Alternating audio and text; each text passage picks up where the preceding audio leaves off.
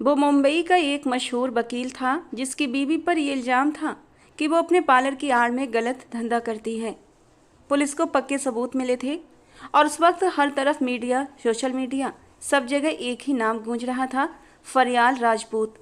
Ladies police की हथकड़ी उसके हाथों में थी और मीडिया वाले उसे चारों तरफ से घेर कर खड़े थे। उसे अभी उसके पार्लर से गिरफ्तार करके ले जाया जा रहा था। वो अपना चेहरा दुपट्टे के घेरे में छुपाकर कांप रही थी। बड़ी बड़ी हिरनी जैसी आंखों में इस वक्त डर समाया हुआ था। कभी कभी पलकों की झालर उठाकर अपने आसपास देखने की कोशिश करती, जैसे एक उम्मीद हो कि कोई आएगा और उसे बचाकर ले जाएगा। जबकि टीवी स्क्रीन पर जमी असफंदयार खान की नज़रें उसी पर टिकी हुई थीं, खासकर उसकी नीली कांच जैसी आंखों पर, जो किसी गहरी झील की मानिंद लग रही थीं। और उन झील जैसी गहरी आंखों में समाया हुआ डर देखकर असफंदयार खान ने अपना निचला होंठ दांतों के नीचे दबाया था। हाथों की मुट्ठियां जोर से कसकर बंद की थीं। मिस फरियाल राजपूत, आप पार्लर की आड़ में लड़कियों से गलत काम करवाती हैं, क्या ये सच है? एक न्यूज़ चैनल के रिपोर्टर ने माइक आगे बढ़ाते हुए सवाल किया, लेकिन वो खाली खाली निगाहों से सबको देख रही थी। आंसू उसकी पलकों पर मुश्किल से थमे थे। आपके पार्लर से लड़के और लड़कियां दोनों ही अनुचित हालत में पाए गए हैं, इस बारे में आपका क्या कहना है? एक और सवाल आया तो फरियाल का सिर झुक गया और आंसू अब बांध तोड़कर बहने लगे। वो अब सिर झुकाए अपने आंसू छुपा रही थी, जबकि असफंदयार खान, जो कुछ देर पहले थोड़ा सा बेचैन हुआ था, उसके आंसू देखकर अब बहुत संतुष्ट अंदाज में ठुड्डी के नीचे हाथ टिकाए सामने का मंजर बड़े सुकून से देख रहा था, जैसे इन नज़ारों को देखने के अलावा उसका और कोई काम ही नहीं। असफी, असफी, अचानक जहांगीर दरवाज़ा खोलते हुए अंदर दाखिल हुआ तो असफंद बेमन होकर उसकी ओर देखने लगा। तुमने न्यूज़ देखी? वो फरियाल। उसके शब्द अभी जबान पर ही थे कि उसकी नज़र टीवी स्क्रीन पर पड़ी, जहां फरियाल को अब पुलिस वैन में बिठाया जा रहा था। तुम जानते हो, फरियाल को पुलिस पकड़ कर ले जा रही है, और उसके बावजूद भी तुम इतने सुकून से? आगे के शब्द जहांगीर के होंठों से निकल ही न सके। वो हैरान रह गया। थोड़ा धीरे बोलोगे? क्या कान के पर्दे फाड़ने का इरादा है? अपने कान में उंगली डालते हुए वो नाराजगी से बोला। फरियाल को पुलिस ले जा रही है और तुम इतने शांत कैसे हो सकते हो असफी? जहांगीर को बहुत हैरत हुई, जबकि असफंदयार अब अपनी जगह से उठकर खड़ा हुआ। तो मैं क्या करूं? जो कोई जैसा बोएगा वैसा ही काटेगा। असफी की बेपरवाही से कही ये बात जहांगीर को झटका दे गई। ये तुम क्या कह रहे हो? फरियाल ऐसा कुछ नहीं कर सकती, वो मासूम है और उसकी मासूमियत की गवाही तो हर कोई दे सकता है। फिर तुम तो उसके काश कि वो मासूम होती जहांगीर। असफंदयार खान की आवाज़ अब ऊंची हो गई। लेकिन बेहतर होगा इस गलतफहमी से बाहर निकल आओ, जैसे मैं निकल आया। फ़ायदे में रहोगे वरना नुकसान ही उठाते रहोगे। असफंद ने कुर्सी की पीठ से अपना काला कोट उठाया, उसे बाजू पर डाला और वहाँ से निकलता हुआ धड़ाम से दरवाज़ा बंद कर गया। ये क्या हो रहा है? असफंद और फरियाल के बीच क्या हुआ जो आज असफंद ये सब? जहांगीर सिर पकड़कर बैठ गया। उसे तो लगा था ये सब सुनकर असफंद को एक झटका सा लगेगा और वो ज़मीन आसमान एक कर देगा, लेकिन फरियाल पर आँच भी नहीं आने देगा। लेकिन वो तो बड़ा सुकून से दिखाई दे रहा था, बल्कि ये कहना गलत न होगा कि वो बहुत खुश था। पापा, पापा! आमना भागती हुई हवेली के अंदर दाखिल हुई। उस वक्त हवेली में सभी लोग सन्नाटे में थे और न्यूज़ देख रहे थे। सुल्तान खान की पोती को पुलिस पकड़ कर ले गई थी, और वो भी एक ऐसे जुर्म के लिए जिनसे सबके सिर शर्म से झुक गए थे। मोरे, वो फरी भाभी, वो पुलिस! वो रो रही थी, जबकि सबकी गुस्से से भरी निगाहें एलईडी स्क्रीन पर जमी थीं। असफंद कहाँ है? उसे फ़ोन करो। आया क्यों नहीं अभी तक? क्या उसे नहीं पता फरियाल के साथ क्या हुआ है? अभी खान दादा के शब्द जबान पर ही थे कि बहुत ही ढीले ढाले कदमों से असफंदयार खान अंदर दाखिल हुआ। सबकी सवाल भरी निगाहें उसी पर टिक गईं। असफंद, हमारी फरियाल! नादिया खानम की भीगी हुई आवाज़ सुनाई दी। असफंद ने उनकी ओर बस एक नज़र डाली। अब वो बाकी सबके बोलने का इंतजार कर रहा था। असफंद, तुम चुप क्यों हो? बोल क्यों नहीं रहे? फरियाल को पुलिस पकड़ कर ले गई है और तुम उसे छुड़ाने की बजाय सीधे हवेली आ गए हो। तुम्हें तो तुरंत फरियाल के पास जाना चाहिए, पुलिस से बात करनी चाहिए, और तुम हो कि मुंह उठाए घर चले आ रहे हो। खान दादा की इस बात पर असफंद का दिमाग घूम गया। तो अगर उसे पुलिस पकड़ कर ले गई तो इसमें मैं क्या करूं? उसने माथे पर बल डालते हुए पूछा। सबने हैरत से उसे देखा। असफंद, तुम भूल रहे हो फरियाल तुम्हारी बीबी है।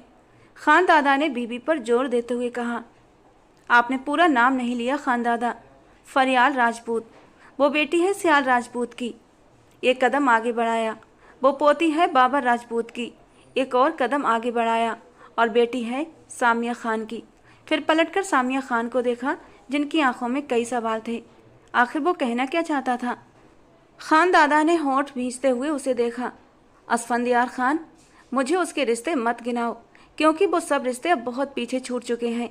अब वो इस खानदान की बहू है और उसका थाने में बंद होना हम पर एक सवालिया निशान है। हमारी इज्जत और गैरत की बात है। खानदादा की गरजती आवाज़ पर सभी उनकी ओर देखने लगे। नहीं छूटे हैं वो रिश्ते खानदादा, नहीं छूटे। उस खुशफहमी से बाहर आ जाइए। इतनी मासूम नहीं है आपकी नवासी जितना आप उसे समझते हैं। असफंद के मुंह से ये अल्फाज सुनकर सब सने रह गए। फरियाल के बारे में वो बात कर रहा था, ऐसे कैसे कर सकता था वो? खानदादा भी हैरान थे। तुम क्या कह रहे हो? होश में तो हो? सामिया फूफी की बात पर असफंद ने तंजिया अंदाज में उनकी ओर देखा। होश में तो अब आया हूँ। आपकी बेटी ने मेरे होशो हवा छीन लिए थे, लेकिन खुदा का शुक्र है अब मैं पूरे होश में हूँ। उसका तंजिया लहजा अब भी नहीं बदला था। असफंदियार खान, तुम कहना क्या चाहते हो? बात को इधर उधर घुमाने की ज़रूरत नहीं है। साफ साफ कहो जो भी कहना चाहते हो। फरियाल तुम्हारी बीवी है और तुम उसे जेल से छुड़ाए बिना हवेली कैसे आ गए? अब की बार उसके पापा शाहनवाज खान ने ठंडे लहजे में पूछा। उन्हें समझ नहीं आ रहा था कि मामला इतना बिगड़ क्यों गया, क्योंकि वो इसी लायक है। असफंद के लहजे में नफरत और तंज घुला हुआ था। मेरी बेटी के लिए ऐसे अल्फाज मत कहो असफंद। उसकी मासूमियत की गवाह मैं हूँ। सामिया फूफी ने रोते हुए मजबूत लहजे में कहा तो असफंद ने सिर झटक दिया। माँ को अपनी हर औलाद ही मासूम लगती है, चाहे वो अंदर से शैतान ही क्यों ना हो। असफी, नादिया खान ने दुख से अपने बेटे को पुकारा। मोरे प्लीज, मुझे इस टॉपिक पर अब कोई बात नहीं करनी। बहुत थक गया हूँ। फ्रेश होकर थोड़ी देर आराम करना चाहता हूँ। वो अपना कोट कंधे के पीछे डालते हुए सीढ़ियों की ओर बढ़ा। खानदादा कुछ कहते कि शाहनवाज खान ने आगे बढ़कर उन्हें चुप रहने का इशारा कर दिया। जाने दीजिए उसे, मैं खुद फरियाल को बाहर निकलवाने का इंतजाम करता हूँ, आप फिक्र न करें। अपने बाप के ये शब्द सुनते ही वो एक पल को थम सा गया, लेकिन अगले ही पल वो सिर झटकता हुआ अपने कमरे की ओर बढ़ गया। लाइट ऑन की तो सामने ही सुनहरा साफ सुथरा पड़ा बिस्तर उसका मुंह चिढ़ा रहा था। असफी, आप कभी मुझे अकेला तो नहीं छोड़ेंगे ना? कभी नहीं। वो उसके हाथों की बैग पर अपने होठों से प्यार देता हुआ मदहोश अंदाज में बोला था। वादा करें मुझसे। वो अपनी हथेली आगे बढ़ा गई थी, जिसे कुछ सोचते हुए असफंद ने थाम लिया था, तो वो खुश होती हुई उससे लिपट गई थी, जब असफंद ने भी उसे दिल से गले लगाया था। लेकिन आज वो वहाँ नहीं थी। कमरा खाली था और वो खुद ही तो ये सब कुछ चाहता था। फिर बुरा क्यों लग रहा था? उसने कोट एक तरफ फेंकते हुए बिस्तर पर बैठते ही दोनों हाथों में अपना सिर झुका लिया। पापा उसे निकलवा लेंगे, वो जैसे खुद को तसल्ली दे रहा था। गहरी सांस भरते हुए वो बाथरूम की तरफ गया और शावर लेने लगा। फरियाल राजपूत इस वक्त जेल की सलाखों के पीछे थी। दीवार से पीठ टिकाए बैठी वो आंखों में आंसू लिए सारे हालात और कुछ देर पहले गुजरे हादसों को समझने की कोशिश कर रही थी। 19 साल की मासूम फरियाल एक बहुत बड़ी साजिश का शिकार हो गई थी। आंसू लगातार आंखों से बह रहे थे। दिल गम से फटने को था, लेकिन वो चीख पुकार नहीं कर सकती थी, क्योंकि उसका दर्द बांटने वाला कोई नहीं था। एक गहरी खामोशी थी जो उस पर छा गई थी। चाह कर भी वो कुछ भी नहीं कर पा रही थी। कर भी क्या सकती थी? वो बहुत ही बुरी तरह फंस चुकी थी, और जिस तरह मीडिया ने उसके गुनाह को छाला था, वो और भी ज़्यादा टूट चुकी थी। ए लड़की, तुम्हारी मुलाकात आई है, उसे एक लेडी कांस्टेबल ने कड़क लहजे में आकर बताया। फरियाल अपनी जगह से उठकर खड़ी हुई। सलाखों के पास जाते हुए वो उस औरत को देख रही थी जो अबाया पहनकर आई थी और जिसने अपना चेहरा ढका हुआ था। निगत फूफी। फरियाल ने उन्हें फौरन पहचान लिया था। उन्होंने होंठ भींचकर उसे घूरा। यहाँ मेरा नाम मत लो और मेरी बात ध्यान से सुनो फरियाल। जो कुछ हुआ अच्छा नहीं हुआ, लेकिन ये सब पहले से तय था। तुम्हारे शौहर ने ये सब कुछ किया है तुम्हें फंसाने के लिए। निगहत ने सरगोशी में नफरत और तिरस्कार से कहा तो फरियाल के माथे पर बल पड़ गए। वो ऐसा नहीं कर सकते निगहत फूफी। वहाँ जो कुछ भी हुआ वो तुम्हारे शौहर के कहने पर हो रहा था। निगहत फूफी ने उसकी बात काट दी, जबकि फरियाल के चेहरे पर हैरानी और अविश्वास साफ झलक रहा था। मत मानो, लेकिन थोड़ा वक्त गुजरने दो, तुम्हें खुद यकीन हो जाएगा। और हाँ, वो जाते जाते पलटी। इस सब में मेरा नाम नहीं आना चाहिए, वरना अच्छा नहीं होगा, न तुम्हारे लिए न तुम्हारे अपनों के लिए, क्योंकि तुम्हारे शौहर की दुश्मनी सिर्फ तुमसे है और जो कुछ भी उसने किया वो तुम्हें फंसाने के लिए किया है। इसलिए निगहत फूफी का नाम बदनाम करने की कोशिश भी मत करना, समझी तुम, वरना बहुत बड़ा नुकसान उठाओगी। पहले से समझा रही हूँ, उम्मीद करती हूँ गलती नहीं करोगी। वो गुस्से से भरे दबे लहजे में कहती वहाँ से जाने लगी। क्या मुझे यहाँ से बाहर नहीं निकालेंगी? फरियाल की आंखों में एक उम्मीद की किरण थी और वो एक उम्मीद भरा सवाल निगहत से पूछ बैठी थी। फरियाल के सवाल पर निगहत ने एक तीखी मुस्कान दी, लेकिन नकाब की वजह से उनका चेहरा नजर नहीं आया। तुम्हारा वो एडवोकेट शौहर किस दिन के लिए है? वो निकालेगा ना तुम्हें यहाँ से, जिसने तुम्हें यहाँ तक पहुँचाया है, तो निकालने की जिम्मेदारी भी वही निभाएगा। वैसे भी तुम्हें बड़ा यकीन है ना उस पर, तो उस यकीन की डोर को थामे बैठी रहो यहीं। वो नफरत से बोली थी और फिर वो रुकी नहीं। उनके जाने के बाद भी फरियाल वहीं खड़ी रही। उसे निगहत फूफी पर पूरा भरोसा था कि कोई और उसकी मदद करे न करे वो जरूर करेंगी। उसने एक हिचकी ली और सलाखों के साथ पीठ टिका ली। आंखों से फिर से आंसू बहने लगे।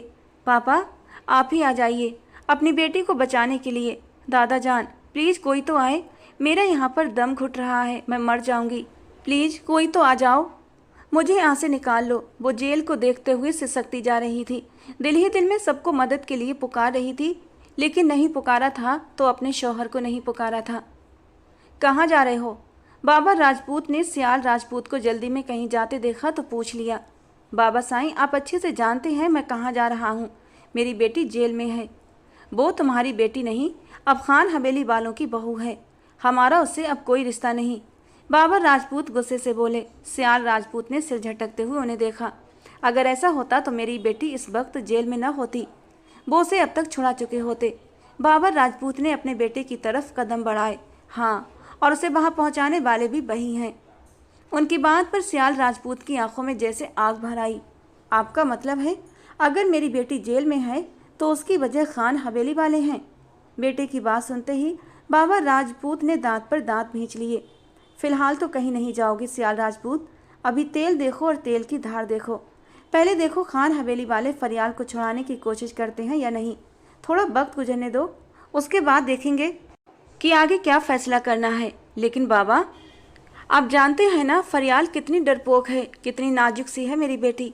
अगर उसे कुछ हो गया तो? उनके लहजे में अपनी बेटी के लिए प्यार और चिंता साफ झलक रही थी। अगर वो इतनी डरपोक होती ना तो आज जेल में न होती, सारा इल्ज़ाम उसी पर न लगता। वो चुपचाप खुद को कानून के हवाले न करती, बल्कि जिसने गुनाह किया है उसका नाम बता देती। लेकिन उसने ऐसा कुछ नहीं किया। मतलब वो खुद वहाँ जाना चाहती थी। उसे थोड़ी देर वहीं रहने दो ताकि उसकी अकल ठिकाने आ जाए। वो फरियाल राजपूत के दादा थे, लेकिन उसके मामले में हमेशा ही सख्त रवैया रखते आए थे। हाँ, जो कुछ पहले हुआ था उसके बाद फरियाल राजपूत के लिए उनका बर्ताव ऐसा हो गया था जैसे वो उनके लिए कोई मायने ही नहीं रखती। जब उनकी पोती ने खान हवेली के बेटे से कोर्ट मैरिज कर ली, और करती भी कैसे नहीं, उस शख्स ने फरियाल को अपनी बातों में ऐसा फंसाया कि वो उसकी हर बात मानती चली गई। लेकिन उसकी बात मानने के बाद वो अपने दादाजी के दिल से उतर गई थी। अब जब सियाल राजपूत उसे बचाने के लिए इतने बेताब हो रहे थे तो बाबर राजपूत ने सवाल किया, उसका वो एडवोकेट शौहर कहाँ है? वो क्यों नहीं उसे बचा रहा?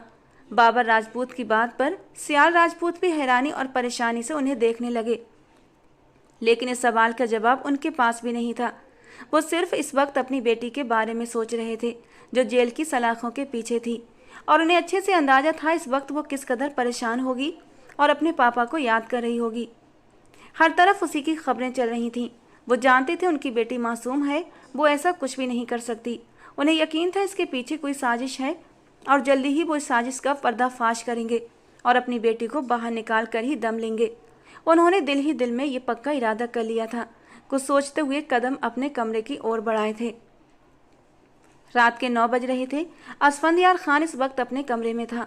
कॉफ़ी पीते हुए एक केस की फाइल स्टडी कर रहा था, लेकिन उसका सारा ध्यान फरियाल की तरफ था।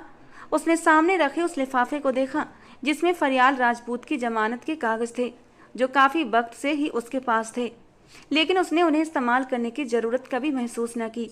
न जाने कैसी गांठ पड़ गई थी उसके दिल में जो खुल ही नहीं रही थी। यहाँ तक कि वो फरियाल से जेल में मिलने भी नहीं गया था। फरियाल को छुड़ाना उसके लिए कोई मुश्किल काम नहीं था।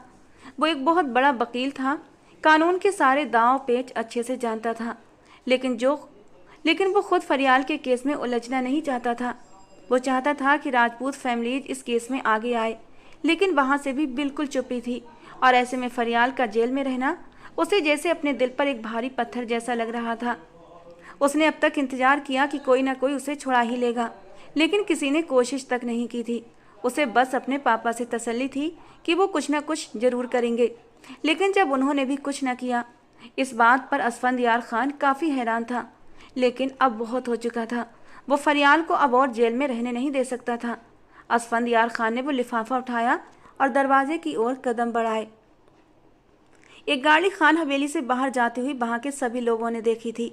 खानदादा के चेहरे पर एक बार फिर से मुस्कान आ गई थी, जबकि शाहनवाज खान भी खिड़की के पास खड़े उसके जाने का मंजर देख चुके थे। मैंने कहा था ना, थोड़ा सा इंतजार कर लो, वो जाएगा, जरूर जाएगा। उसकी बीवी फरियाल जेल में है और वो आराम से बैठा रहे, ऐसा हो ही नहीं सकता था। अब तुम खुद देख लो, चला गया। खानदादा की बात पर शाहनवाज खान ने संतुष्ट होते हुए हाँ में सर हिलाया। ए लड़की, चल खाना खा ले, उस लेडी कांस्टेबल ने जेल की सलाखों पर जोर से डंडा मारते हुए कहा। तो फरियाल, जो गहरी सोच में गुम थी, आंखें बंद किए सिर्फ एक ही शख्स को सोच रही थी, जिसके आने की तो उसे बिल्कुल भी उम्मीद नहीं थी, लेकिन जिनसे उम्मीद की थी वो भी तो उसे छुड़ाने नहीं आए थे। उसके ससुराल से कोई नहीं आया, उसके मायके से भी कोई नहीं आया। वो सबके लिए इतनी गैर जरूरी थी कि रात हो चुकी थी और वो जेल में थी, मगर किसी को कोई फर्क नहीं पड़ता था। वो दुखी होते हुए अपने आंसू रोक न सकी। उस लेडी कांस्टेबल की आवाज़ पर वो चौंकी और अपने सामने रखी खाने की ट्रे को देखा। ट्रे में रखा खाना तो उसके घर के नौकर भी नहीं खाते थे।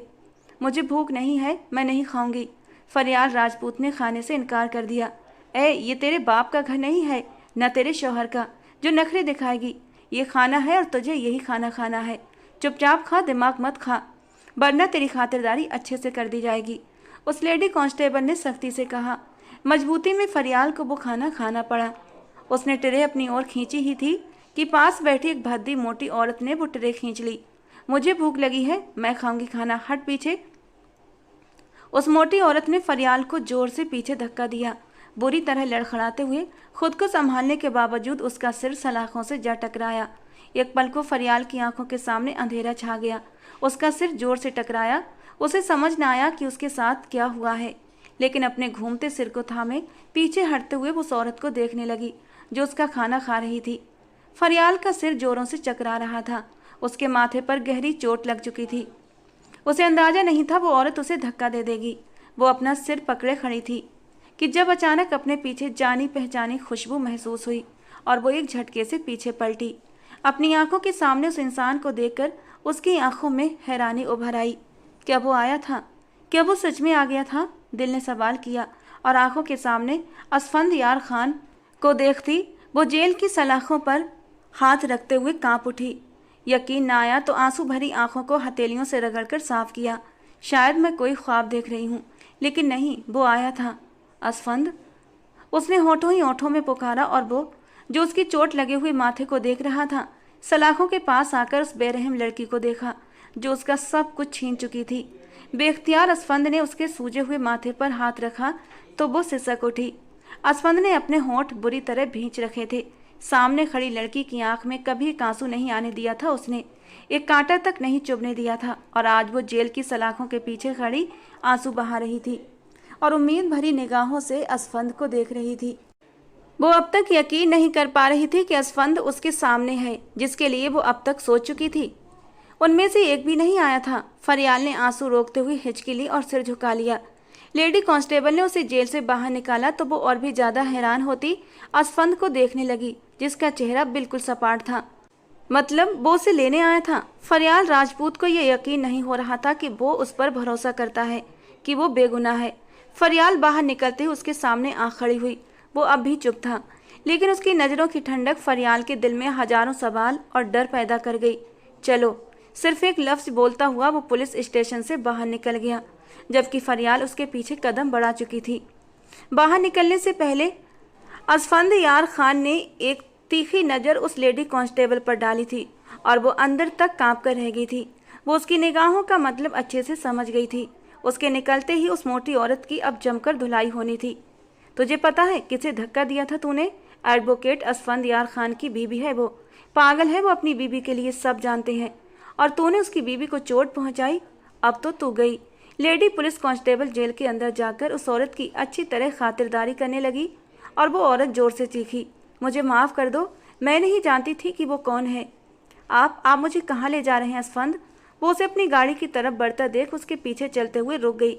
असफंद के कदम भी थम गए थे। वहीं जहाँ तुम्हारी जगह है, असफंद ने माथे पर बल डालते हुए कहा। गाड़ी का दरवाज़ा खोलते हुए ठंडी आवाज़ में कहा, मैं आपके साथ कहीं नहीं जाऊंगी।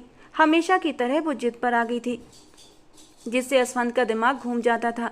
चुपचाप गाड़ी में बैठो फरियाल राजपूत, वरना तुम मेरे गुस्से से अभी अच्छे से जानकार नहीं हो। तुमने अब तक मेरा एक ही रूप देखा है जो बहुत सॉफ्ट है। जिस दिन मेरे जलाल वाले रूप को देखोगी, मुझसे पनाह मांगोगी। वो उसके करीब आता हुआ धीमे लेकिन गरजते लहजे में एक एक लफ्ज पर जोर देते हुए बोला, तो फरियाल की सांसें सीने में अटक गईं। घबराकर उसकी गहरी लाल आंखों को देखती वो उसके साथ गाड़ी में बैठ गई। असफंद खान ने गाड़ी का रुख राजपूत हाउस की ओर मोड़ दिया, जबकि फरियाल वहां जाना नहीं चाहती थी। वो वापस खान हवेली जाना चाहती थी असफंद के साथ, बट उसे बोलने की हिम्मत नहीं हो रही थी।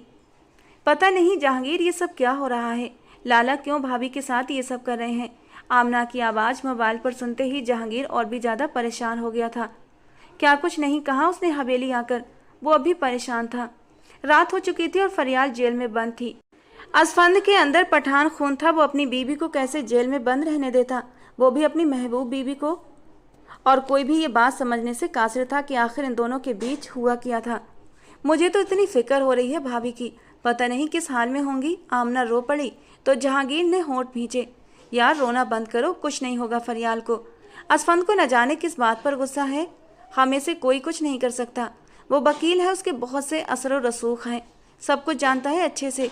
उसके लिए 1 मिनट की बात है, वो फरियाल को बाहर निकलवा सकता है। लेकिन जब तक वो खुद नहीं चाहेगा, कोई उसे मजबूर नहीं कर सकता। अच्छा 1 मिनट, मुझे कॉल आ रही है, मैं बाद में बात करता हूँ। वो कॉल कट कर गया। दूसरी तरफ आमना ने मोबाइल एक तरफ रखते हुए आंसू पोंछे। सब घर वालों की नाराज़गी मोल लेकर फरियाल और असफंद ने निकाह किया था, क्योंकि शुरू से ही खान हवेली और राजपूत हवेली के रहवासियों की आपस में नहीं बनती थी। दुश्मनी बरसों से चली आ रही थी, जो आने वाली नस्लों में भी पहुंच रही थी। मगर फरियाल और असफंद ने दुश्मनी में मोहब्बत की बुनियाद रखी, पर इस मोहब्बत को भी गिरहन लग गया था, वो भी सिर्फ 6 महीनों में। कोई यकीन नहीं कर पा रहा था, पर आमना को यकीन था ये जरूर किसी की साजिश है दोनों को अलग करने की। जहांगीर का दोबारा फ़ोन आ रहा था तो उसने फ़ौरन कॉल पिक की। मुबारक हो, असफंद ने फरियाल को जेल से रिहा करवा लिया, जहांगीर ने खुशी से बताया।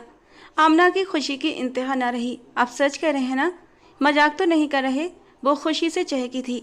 मेरा तुम्हारा कोई मजाक है लड़की? जहांगीर भी अब सुकून से उसे छेड़ते हुए बोला। बिल्कुल है, वो भी चहकी थी, जबकि दूसरी तरफ से जहांगीर गहराई से मुस्कुराया। गाड़ी में पूरी तरह खामोशी छाई हुई थी, दोनों में से कोई भी बात नहीं कर रहा था। फरियाल ने चोरी चोरी कनखियों से उसे देखा, जो बिल्कुल ही चुप था और खामोशी से ड्राइव कर रहा था। असफंद, मैं नहीं जाऊंगी राजपूत हाउस, मुझे खान हवेली जाना है, वही मेरा घर है। फरियाल की बात पर असफंद ने होंठ भींचे, लेकिन खामोश रहा। असफी, आप सुन रहे हैं, मुझे नहीं जाना। वो एकदम पैनिक हो गई। फिर भी असफंद यार ने उसकी बात का कोई जवाब न दिया, तो फरियाल ने गुस्से से स्टीयरिंग पर मौजूद उसके हाथों पर हाथ रखा और स्टीयरिंग को मोड़ दिया। गाड़ी अनबैलेंस हो गई। मुश्किल से ही असफंद ने गाड़ी को संभालते हुए रोका, गहरा सांस भरा। अगर वो गाड़ी न रोकता तो गाड़ी सामने नजर आती खाई में गिर जाती और रात के अंधेरे में उन्हें कोई ढूंढ भी ना पाता। पागल हो गई हो तुम? अगर गाड़ी को ब्रेक न लगाता तो जानती हो क्या होता? वो बुरी तरह भड़क गया था। फरियाल ने आंसू पोंछते हुए उसकी ओर देखा। अच्छा होता मर जाते, एक साथ जी नहीं सकते तो एक साथ मर तो जाते। वो ऐसी बातें करती होशो हवास में नहीं लग रही थी। फरियाल राजपूत, इनफ, इट्स इनफ। तुम्हारे ये मासूम एक्ट अब मुझे तुम्हारी तरफ अट्रैक्ट नहीं कर सकते। तुम्हारी असलियत जान चुका हूँ मैं, इसलिए अब ज़्यादा मासूम बनने की कोशिश मत करो, समझी तुम? वो गुस्से और नफरत से कहता दोबारा गाड़ी स्टार्ट करने लगा। उसका इस कदर नफरत भरा अंदाज देखकर फरियाल की जान पर बन आई थी। अगर इतनी ही बुरी लग रही हूँ अब तो वहीं रहने देते जेल में, क्यों छुड़ा कर लाए? वो गुस्से से आवाज़ ऊंची करते हुए बोली, जिस पर असफंद ने गाड़ी रोककर उसके बालों के पीछे हाथ रखकर झटके से उसका चेहरा अपनी ओर किया। वो एकदम बौखला गई। दोनों के लबों का लम्स बिखर गया था एक दूसरे के होंठों पर। फरियाल तो अपना सांस ही रोक गई थी। अब अगर तुम्हारी आवाज़ आई तो मैं अपने तरीके से तुम्हारी आवाज़ बंद करूँगा, और बाय गॉड उसके बाद तुम बोलने के काबिल नहीं रहोगी। मैं चुप हूँ, मुझे चुप रहने दो, वरना भड़क गया तो सब बर्बाद कर दूंगा। वो आंखों में शदीद नफरत लिए बोल रहा था, और फरियाल जो हमेशा उसकी मोहब्बत की आदी थी अब इस कदर नफरत कैसे बर्दाश्त करती। उसे छोड़ते हुए वो अब गाड़ी स्टार्ट कर गया। वो बिल्कुल चुप हो गई थी, लेकिन उसके आंसू अब भी बह रहे थे। कुछ ही देर में राजपूत हवेली आ गई। उसकी गाड़ी को देखते ही गार्ड ने गेट खोला। असफंद को कौन नहीं जानता था। राजपूत हवेली का इकलौता दामाद था और उसके गुस्से से सब वाकिफ थे, और वकील से पंगा लेने की हिम्मत तो कोई कर भी नहीं सकता था। असफंद ने न चाहते हुए भी गाड़ी अंदर दाखिल की। उसका इरादा यहीं से उसे छोड़कर जाने का था, लेकिन फिर उसने अपना इरादा बदला और खुद भी अंदर आया। गाड़ी रोकते ही उसने उसका बाजू सख्ती से पकड़कर उसे नीचे उतारा। असफंद यार खान, अगर मुझे यहाँ छोड़कर गए तो याद रखना फिर मेरा मुंह भी नहीं देख पाओगे। वो दुखी दिल से कहती उसके साथ घिसटती जा रही थी। मैं आपको माफ़ी नहीं करूँगी, वो रोते हुए बोलती जा रही थी, लेकिन असफंद के कदम नहीं थमे। आई हेट यू, वो सिसकी थी, और उसकी इस बात पर इस बार असफंद के कदम रुके थे। वो पलटा और उसकी ओर देखा। यही एक बात सिर्फ सच है फरियाल राजपूत, तुम असफंद यार खान से नफरत करती हो, और मोहब्बत का तो सिर्फ नाटक था मुझे बर्बाद करने का। वो उसकी तरफ मुड़ता दांत भींचते हुए बोला, तो वो फिर से बेयकीन हो गई।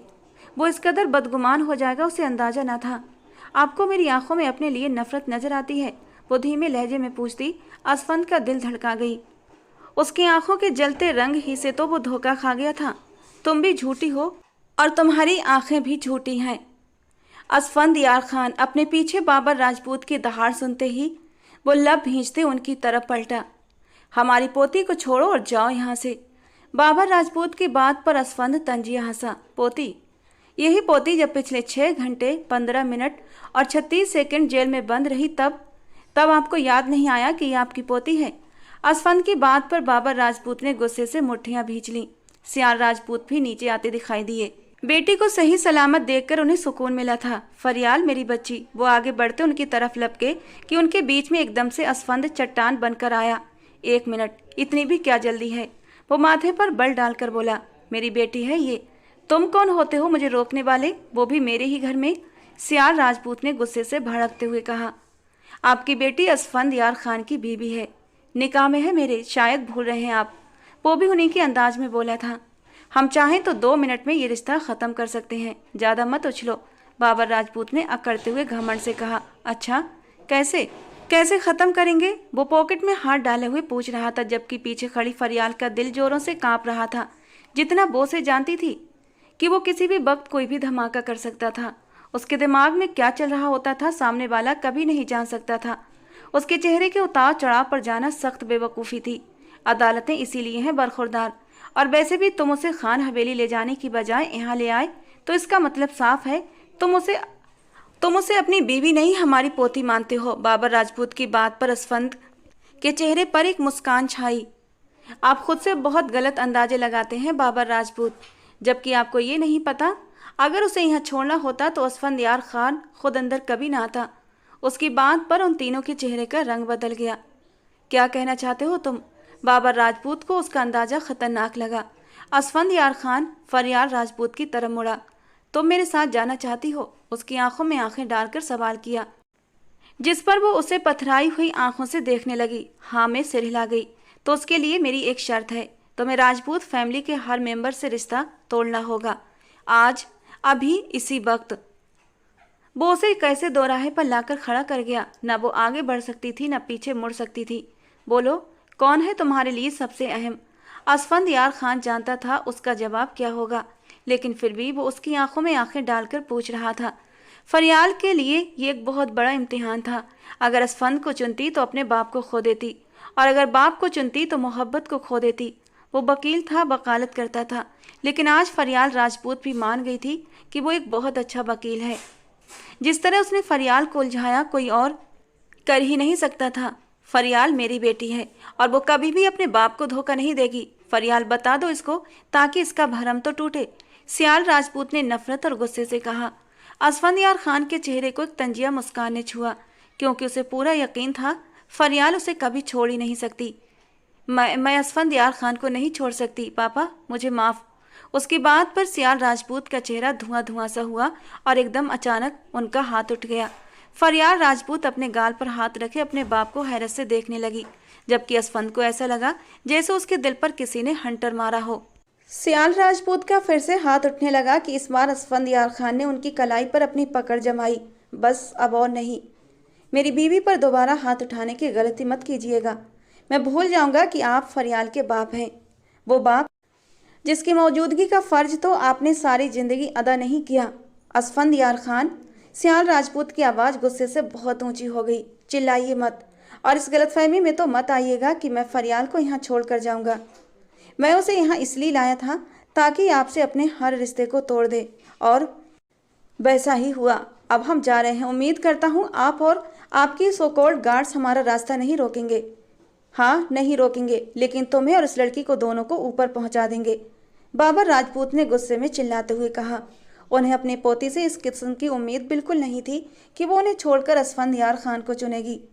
चलो ये भी आजमा कर देख लेते हैं, कहीं पछतावा न रह जाए आपको, वो सख्त लहजे में कहते हुए फरियाल राजपूत का हाथ थामे जैसे हवेली के अंदर आया था, वैसे ही हवेली के गेट की तरफ बढ़ा। बाबर राजपूत ने अपने गार्ड्स को इशारा करना चाहा, लेकिन सियाल राजपूत ने अपने बाप को ऐसा करने से रोक दिया।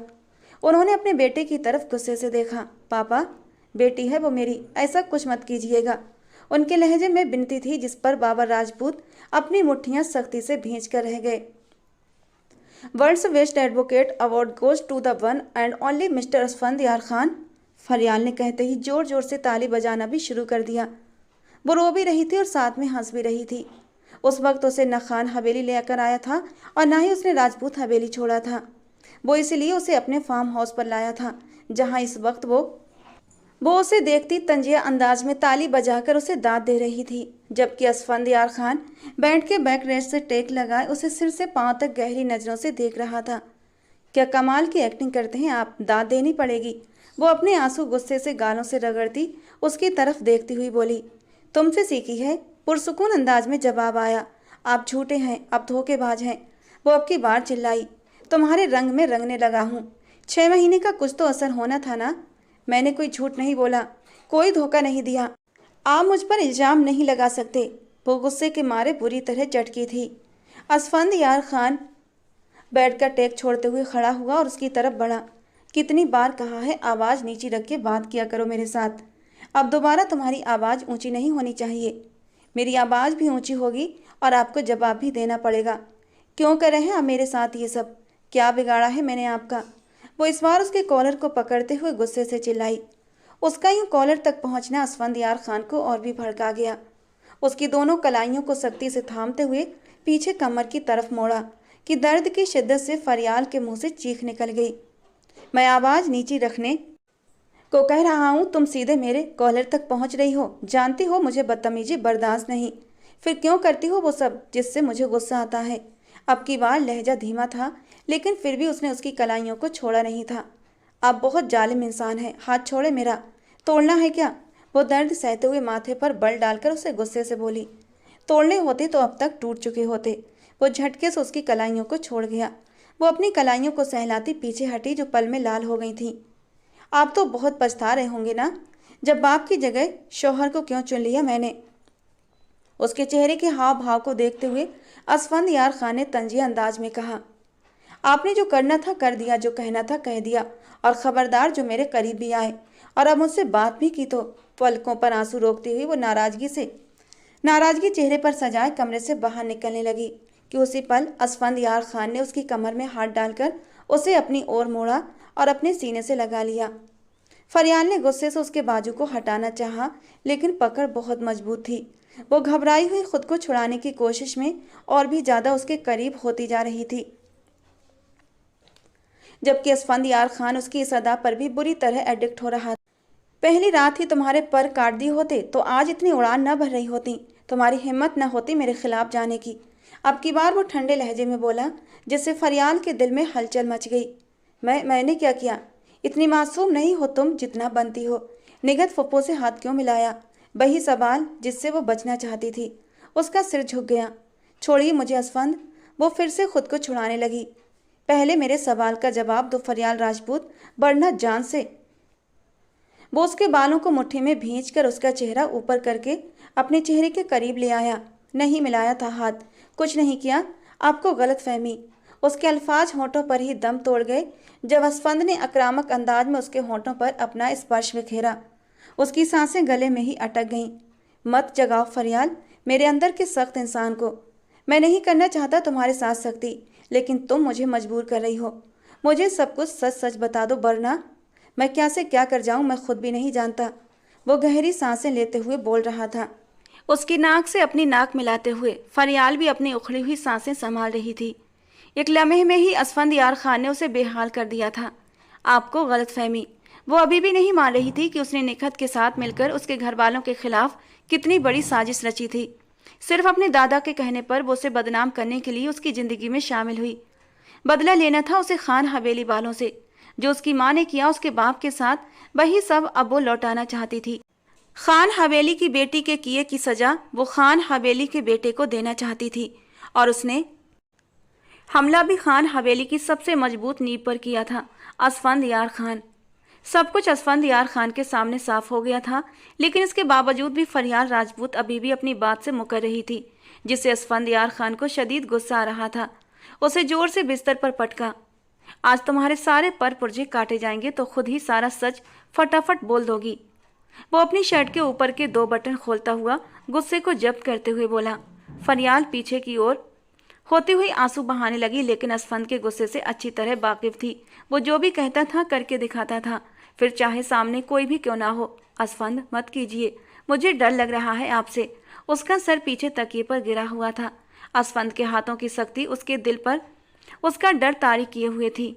असफंद ने उसकी गर्दन में मुंह छुपाया तो वो अपने गुस्से को काबू में रखना चाह रहा था। नहीं चाहता था उसके किसी भी कदम से कमसिन फरियाल को तकलीफ पहुंचे, पर वो अब भी उससे सच छुपा रही थी। असफंद यार खान को झूठ से सख्त नफरत थी, और उसके झूठ की वजह से वो उसे सख्ती से पेश आ रहा था। असफी, उसकी आंखों से आंसू टूटकर तकिए में खो गए। उसने जरा सा सिर उठाकर उसकी आंखों में झांका। आखिरी बार पूछ रहा हूं, मुझे धोखा क्यों दिया? उसके बाद बताना भी चाहोगी तो नहीं सुनूंगा। सरगोशी भरे अंदाज में गहरी आवाज में पूछा। आप मुझे चोट नहीं पहुंचाएंगे असफी, आप मुझसे प्यार करते हैं, और जो प्यार करते हैं वो दर्द नहीं देते। वो रोते हुए बोलती। वो असफंद को उसके कदम से रोक रही थी। चलो, एक भरम तुमने तोड़ा और मैं आज तुम्हारा ये भी भरम तोड़ देता हूँ। उसके गले से दुपट्टा उतार कर वो शिद्दत से उसके लबों को पकड़ता, लेकिन असफंद नहीं रुका। प्लीज असफी मेरी बात सुने। वो अब बोलना चाह रही थी, लेकिन असफंद ने अब अपने कान बंद कर लिए। फरियाल का दिल बुरी तरह धड़क रहा था। शादी को 6 महीने हो गए थे, लेकिन वो आज पहली बार उसके करीब हो रहा था, और इस अंदाज में हो रहा था कि फरियाल की सांसें रुकने लगी थीं। कुछ ही देर में वो असफंद यार खान के सामने खुली किताब की तरह थी। गहरी और मदहोश नजरों से देखते हुए वो उस खुली किताब के हर शब्द को अपने दिल में उतार रहा था, और अगले ही पल असफंद की उंगलियां उन शब्दों को छूने लगी थीं। फरियाल के होंठों से सिसकियां सी निकल उठी थीं। असफंद का ये स्पर्श उसके भी तन बदन में एक आग सी लगा चुका था। आंखें बंद करते हुए उसने अपने पेट में उठती इस गुदगुदी को महसूस किया था, जो असफंद यार के हर स्पर्श के साथ और भी बढ़ती जा रही थी। फरियाल की सांसें भी गहरी होने लगीं। सांसों के उतार चढ़ाव की वजह से उसकी नर्म नाजुक सी धड़कनें भी उतार चढ़ाव कर रही थीं, और असफंद यार ने बेकाबू होकर अपने होंठ नरम नाजुक ऊपर नीचे होती धड़कनों पर रख दिए थे, और वो बुरी तरह बेकाबू हुआ था। वो उसे लेकर कितना जुनूनी था कि असफंद को अपने ही जुनून से डर लगता था। तभी तो शादी के 6 महीने गुजर जाने के बावजूद उसकी नाजुकी की वजह से उसने अब तक उसे छुआ नहीं था। ऐसा असफंद सोचता था, जबकि वो तो धोखा देकर आई थी। उसकी जिंदगी में मोहब्बत का नाटक करके उसके दिल के साथ खेला था उसने। अगले ही पल उसे हर पर्दे से आज़ाद करता वो उसकी सिसकियों का गला घोंट गया। मैं आपको माफ़ नहीं करूंगी असफी, वो टूटी फूटी बातों में कहती, लेकिन असफंद ने अपने काम को नहीं रोका। वो अब रोने लगी तो एक पल को असफंद रुककर सिर उठाए उसे रोता हुआ देखने लगा। क्यों इतना रो रही हो? जैसे असफंद यार खान तुम्हें। वो हिचकियों में रो रही थी, जैसे असफंद ने उस पर जुल्म सितम के पहाड़ तोड़े हों, जबकि असफंद ने अपने गुस्से में 1% भी ज्यादती नहीं की थी, ना ही उसे कोई तकलीफ पहुंचाई थी। उसके प्यार करने के अंदाज में जरा भी सख्ती का अंश शामिल नहीं था। छोड़िए मुझे असफंद। वो हिचकियों के बीच उसके सीने पर मुक्कों की बारिश करते आंखें मीच कर चिल्लाई। आवाज ना आए वरना मेरा गुस्सा सहने की तुम में ताकत नहीं। नरमी का नाजायज फायदा मत उठाओ। वो उसे वॉर्न करती नजरों से बोला। बहुत एहसान है आपका मुझ पर, जो गुस्से से हक नहीं ले रहे। बस वही कसर रह गई है। मत कीजिए लिहाज, पूरा कर लीजिए अपना सारा शौक, अपने दिल का अरमान। वो उसके सीने और पीठ पर नाखूनों से खनौजते हुए गुस्से से बोली कि असफंद के प्यार ने फिर से उसकी आवाज़ को सिसकियों में बदल दिया। अब की बार वो बहुत प्यार और मोहब्बत से उसे समेटने लगा कि उसकी नरमी पर वो एकदम शांत होती उसे देखती रह गई। पागल, तुम पर गुस्सा हो सकता हूँ, तुमसे नाराज भी हो सकता हूँ, लेकिन तुम्हें तकलीफ नहीं दे सकता। अपनी मोहब्बत के आगे असफंद यार खान हार गया। उसकी गर्दन में मुंह छुपाए वो उसे शिद्दत से खुद में समो गया। खान हवेली की बेटी बिहाकर राजपूत हवेली गई थी, सिर्फ अपनी बहन की मौत का बदला लेने। जो राजपूतों ने उसकी बहन पर जुल्म सितम ढाए, उसका बदला सामिया ने राजपूत फैमिली से लिया था। उनके एक बेटे से शादी की सियाल राजपूत से, और दूसरे को मौत की नींद सुला दिया। सायरा और सामिया दोनों बहनें थीं। सियाल राजपूत के छोटे भाई ने सायरा से अपने इश्क के जाल में फंसाकर बर्बाद कर दिया। उसकी बहन ने एक गलत कदम उठा लिया। सामिया खान इस गलत कदम की वजह जानती थी, इसलिए उसने बदला लेने की ठानी। उस खानदान को बर्बाद करने के लिए उस खानदान में दाखिल होना चाहती थी। सियाल राजपूत के छोटे भाई जमाल राजपूत से तो वो किसी भी सूरत शादी के लिए राजी नहीं थी, इसीलिए उन्होंने सियाल राजपूत का चुनाव किया और उन्हीं के जरिए उस घर में घुसकर जमाल राजपूत को हमेशा के लिए सुकून की नींद सुला दिया।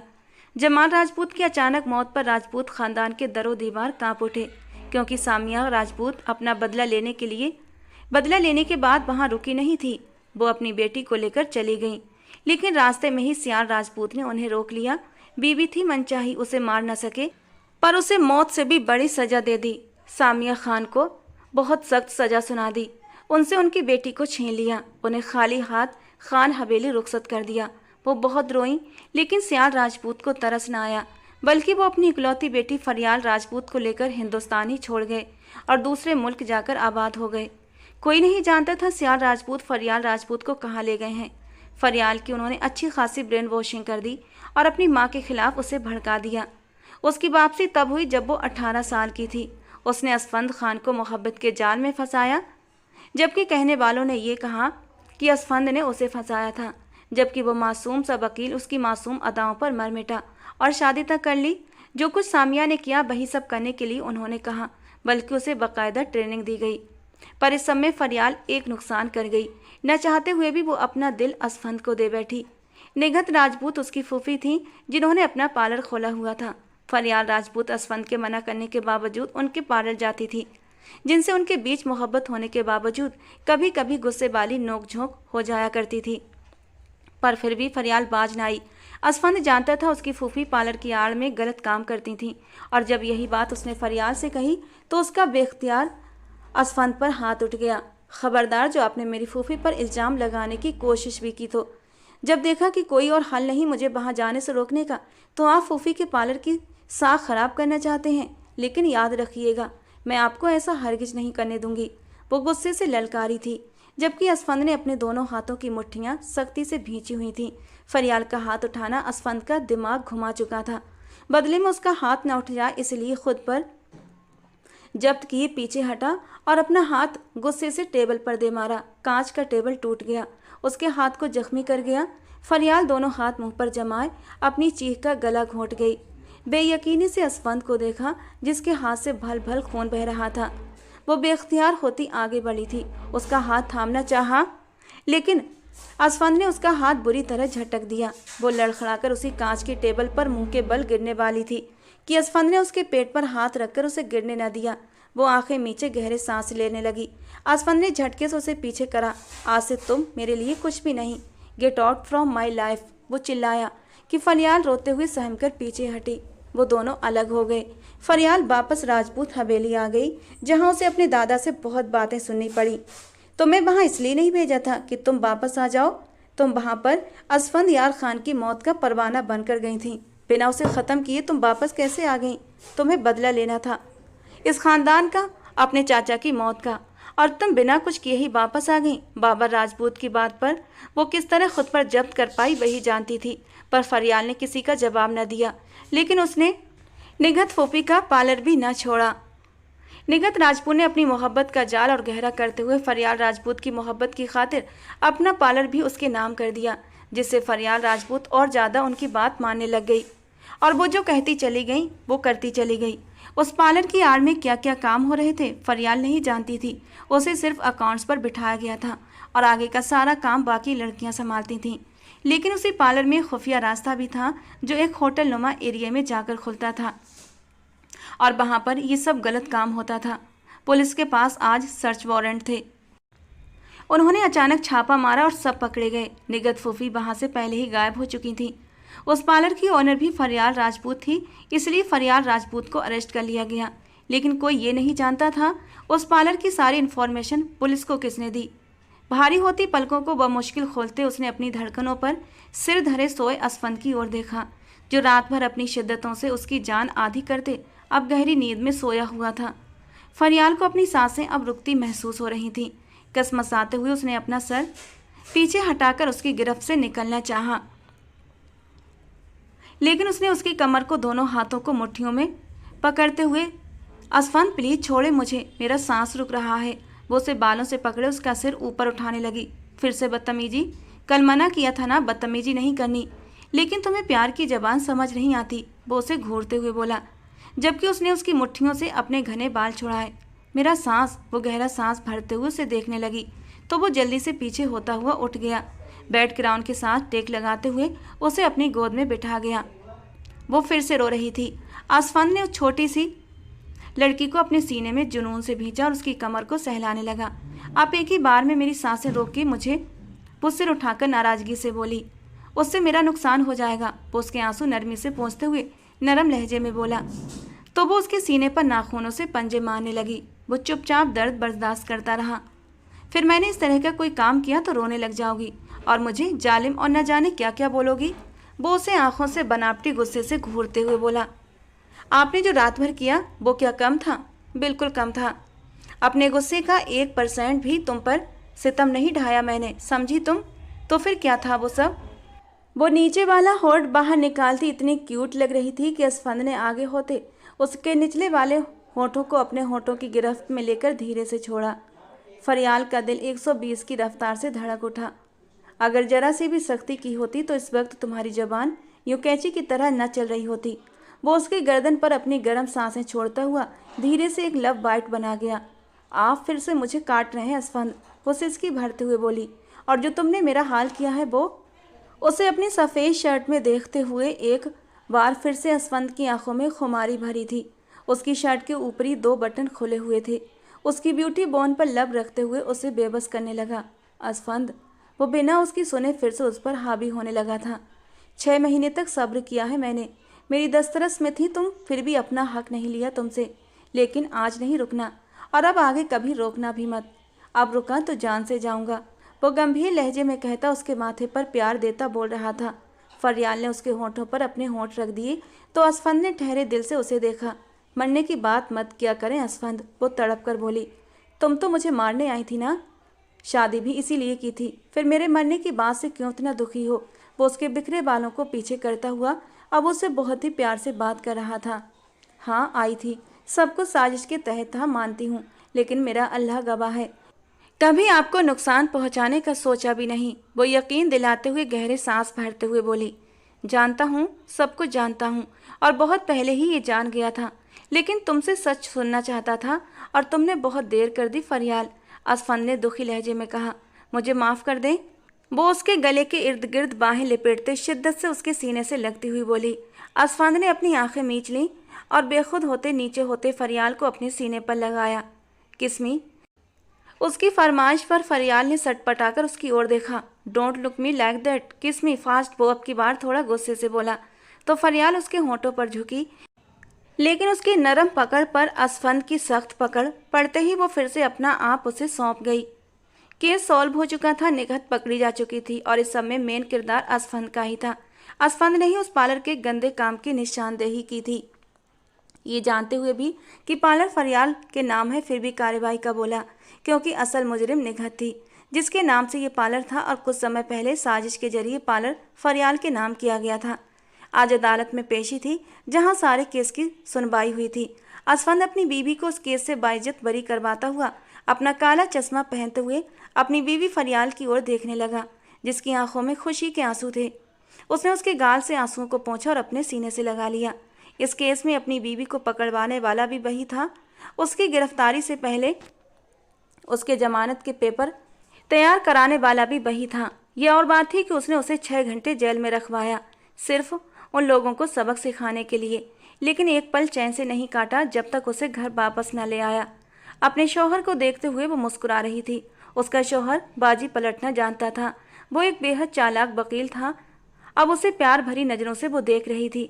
जब असफंद ने उसे एक आंख मारी, थैंक गॉड, तुम दोनों के एक साथ खुश देखकर दिल को सुकून सा आ गया। जहांगीर जो उन्हें देख रहा था उनके पास आ गया। थैंक यू जहांगीर भाई, आपने बहुत साथ दिया। हमारा दोस्त हो तो आपके जैसा। फरियाल ने दिल से उसकी तारीफ की, जो असफंद को कुछ खास पसंद नहीं आई। उसकी बीवी उसके होते हुए किसी दूसरे की तारीफ करे, वो किसी भी तौर बर्दाश्त नहीं कर सकता था। चलो देर हो रही है। मुंह बनाते हुए वो फरियाल को लेकर कोर्ट रूम से बाहर निकल आया, जहां खान हवेली के सभी लोग मौजूद थे। सबने मिलकर फरियाल का वेलकम किया। फरियाल सबके गले मिली, उनसे माफ़ी मांगी। नाना जान, हो सके तो मुझे माफ़ कर दीजिएगा, वो अपने नाना जान से बोलते हुए नम आंखों से उन्हें देखते हुए बोली। तो उन्होंने उसके सिर पर एक प्यार भरा हाथ रखा। सामिया बेगम उसकी ओर बढ़ी, लेकिन वो अपना रुख फेर गई। उसका यूं खुद को नज़रअंदाज करना सामिया बेगम को बहुत बुरा लगा। वो नज़रअंदाज करती आगे बढ़ रही थी कि असफंद यार खान ने उसका हाथ पकड़कर वापस उसकी माँ की ओर मोड़ा और आंखों के इशारे से उसे अपनी माँ से मिलने का इशारा किया। उन्होंने मेरे चाचा जान को मारा है असफंद, जिसकी वजह से ये दुश्मनी चली। फरियाल ने दुख से कहा। नहीं, फुफो ने कुछ नहीं किया, फुफो बेगुनाह है। असफंद की बात पर फरियाल ने हैरत से उसे देखा। हाँ फरियाल, तुम्हारे चाचा जान कुदरती मौत मरे थे, लेकिन इसका इल्ज़ाम फुफो पर लगाया गया, ठीक वैसे जैसे तुम बदला लेने आई थी मुझे मारने, लेकिन नहीं मार सकी। ठीक ऐसे ही फुफो भी बदला लेने गई थी, पर वो भी बदला नहीं ले सकी। फिर मम्मा मुझे लेकर क्यों भागी वहाँ से? फरियाल की बात पर सामिया की आंखें और भी नम हो गईं, क्योंकि वो लोग फुप्पो के इरादे जान गए थे और वो उन्हें सज़ा देना चाहते थे। और फिर अचानक से हुई तुम्हारे चाचा की मौत ने उन्हें फूफी से बदला लेने का एक नया रास्ता दे दिया था। वो उन लोगों की बातें सुन चुकी थी कि वो लोग तुम्हारे चाचा की मौत का जिम्मेदार फूफी को ठहराना चाहते हैं, और ये भी कि वो उनसे अपनी बेटी भी छीन लेंगे, यानी कि तुम्हें। और फूफी ये नहीं चाहती थी। वो तो सब कुछ भूल कर तुम्हारे और तुम्हारे पापा के साथ एक खुशहाल ज़िंदगी बिताना चाहती थी। लेकिन जब उन्हें पता चला कि अब उनके हाथ कुछ भी नहीं बचेगा, तो उन्होंने यही सोचा कम से कम अपनी बेटी को लेकर यहाँ से भाग जाती हैं। उसी के सहारे वो अपनी आगे की ज़िंदगी गुजार लेंगी। लेकिन अफसोस वो ऐसा भी ना कर सकी, और रास्ते में ही तुम्हारे पापा ने उन्हें पकड़ लिया और एक माँ की गोद से उसकी बेटी छीन ली और तुम्हारे दिमाग में ये जहर भर दिया। असफंद की बातों पर तो वो आंखें बंद करके भी यकीन कर लेती थी। सारी दुनिया झूठ बोल सकती थी, लेकिन उसका असफंद झूठ नहीं बोल सकता था। फरियाल ने आंसू पोंछते हुए अपनी माँ की ओर देखा और आगे बढ़कर उनके गले लग गई। आज कितने अरसे बाद उसे माँ की ममता का सुकून मिला था। सामिया के दुखी दिल को भी आज बहुत राहत मिली थी। दोनों ने एक दूसरे के आंसू पोंछे। वे सब खुशी खुशी घर की ओर चल दिए, जबकि राजपूत अपनी हर साजिश में खुद ही फंसकर सारे रिश्तों से हाथ धो बैठे थे। जहांगीर और आमना का निकाह तो हो ही चुका था। आज आमना की रुखसती थी। बहुत ही खूबसूरती से पूरी खान हवेली को सजाया गया था। दुल्हन बनी आमना बहुत खूबसूरत लग रही थी। वहीं दूसरी तरफ फरियाल भी सजी सबरी एक अप्सरा लग रही थी। सफ़ेद मैक्सी में वो नज़र लग जाने की हद तक प्यारी लग रही थी। कलाइयों में गजरे पहने वो अपनी कमरे से शॉल लेने जा रही थी कि असफंद नज़रें बचाते हुए उसके पीछे कमरे में आ गया। असफंद, क्या हुआ? वो हैरानी से अपनी बड़ी बड़ी आंखें फैलाकर बोली। असफंद ने उसे सर से पांव तक गहरी नज़रों से देखते हुए उसकी ओर रहस्यमयी अंदाज में कदम बढ़ाए, तो फरियाल ने अनजाने में अपने कदम पीछे ले लिए। क्या चाहिए आपको? वो उसकी आंखों में लिखी बात एक पल में ही पड़ती हुई हड़बड़ाकर बोली। असफंद ने अपने होठों का पाउट बनाया तो वो उसे देखती हुई सिर दाएं बाएं करती अपनी मुस्कान पर मुश्किल दबाते हुए असफंद के करीब पहुंचने पर उसे देखती सांसें रोक गई। क्या बात है? दिन ब दिन निखरती जा रही हो। कोई क्रीमों का असर है या मेरी मोहब्बत का रंग चढ़ गया है। वो उसके गालों पर उंगली ट्रेस करता हुआ बोला तो उसका दिल जोर से धड़क उठा। अब वो उसे कैसे बताती, उसे खुद समझ नहीं आ रहा था। अभी तो उसने किसी को भी ये बात नहीं बताई थी। सारे घर वाले आमना की रुखसती में इतने बिजी थे कि वो भी सबके साथ तैयारियों में हाथ बटाते बटाते इतना बिजी हो गई थी कि इस बात को भूल ही गई थी। असफंद को भी वक्त नहीं दे पा रही थी या फिर भूल जाती थी। अब असफंद के पूछने पर उसे सब याद आ गया। वो उसकी गर्दन पर झुका और जोर से एक लब बाइट बना गया। क्या, भौं उठाते हुए उसने उसके गुस्से से भरे चेहरे को देखा। असफंद, बाहर मेहमान आए हैं और आपने ये कर दिया, अब कैसे छुपाऊंगी? वो परेशान हो गई। इधर देखो। असफंद ने एक प्यारा सा स्कार्फ उसके सिर पर रखते हुए उसका सिर कवर कर दिया और उस पर पिंस लगाकर उसे सेट भी कर दिया। आईने में उसने उसे खड़ा करके उसका नया रूप दिखाया। बहुत प्यारा लग रहा है। फरियाल ने तारीफ की। बहुत प्यारी लग रही हो। वो उसका चेहरा अपनी ओर करते हुए उसके होठों को अपने लबों से छूता हुआ गहरी आवाज में बोला, असफंद, मुझे आपको कुछ बताना है। वो उसके कान में हल्के से बोली, आप अब पापा बनने वाले हैं। फरियाल ने मुश्किल से ही सही पर असफंद को बता ही दिया। असफंद की आंखें हैरत से फैल गईं और उसने जोर से उसे अपने सीने में भींच लिया। तुम सच कह रही हो? नहीं, क्या मेरा आपका कोई मजाक का रिश्ता है? वो माथे पर बल डालकर पूछने लगी तो असफंद की जिंदगी से भरपूर हंसी गूंज उठी थी। दोस्तों, कहानी को लेकर अपनी राय जरूर दिया करें, क्योंकि मुझे कहानी को लेकर आपकी क्या राय है इस बात का बेसब्री से इंतजार रहता है। और मैं आप लोगों के कमेंट्स को बहुत ही दिल से, बहुत ही खुशी से मन लगाकर पढ़ती हूँ। तो प्लीज़ कहानी को लेकर अपनी राय जरूर देकर जाया करें, जिससे कि मुझे पता चलता रहे कि आप लोगों को मेरी कहानियाँ पसंद आ रही हैं या नहीं। तो चलिए दोस्तों, मिलते हैं अगली किसी नई रोमांटिक कहानी के साथ।